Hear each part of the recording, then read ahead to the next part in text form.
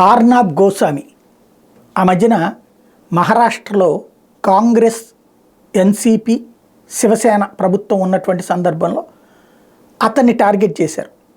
ఏదో ఒక విధంగా అతన్ని టార్గెట్ చేయాలి. ఎందుకు అంటే అతను రైటిస్ట్ ఐడియాలజిస్టులు అంటే నచ్చనటువంటి జర్నలిజం. లెఫ్టిస్ట్ ఐడియాలజిస్టులకి ఈ దేశంలో బ్రతకచ్చు, రైటిస్ట్ ఐడియాలజీతో ఉంటే వాళ్ళని చంపేయాలా, నాశనం చేసేయాలన్నటువంటి ఒక దశాబ్దాలుగా నడుస్తున్నది. ఇప్పుడు ఓపెన్ అప్ అయిపోతున్నటువంటి పరిస్థితి. వెనక నుంచి జరిగేది ఇప్పుడు వెన్నుపోట్ల నుంచి గుండెపోటు దగ్గరకు వస్తున్నటువంటి పరిస్థితి. అప్పుడు ఎలాంటి కుట్ర చేశారు?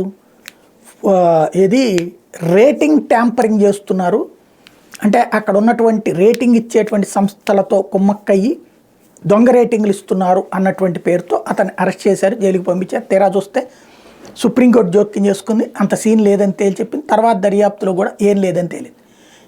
అప్పుడు ఎవరున్నారు? కాంగ్రెస్ అధికారులు. ఇప్పుడు కర్ణాటకలో సిద్ధరామయ్య ప్రభుత్వం తాజాగా ఆర్నాబ్ గోస్వామి మీద తప్పుడు కథనాలు అంటూ కేసు పెట్టింది, అరెస్ట్కి సిద్ధం అంటోంది.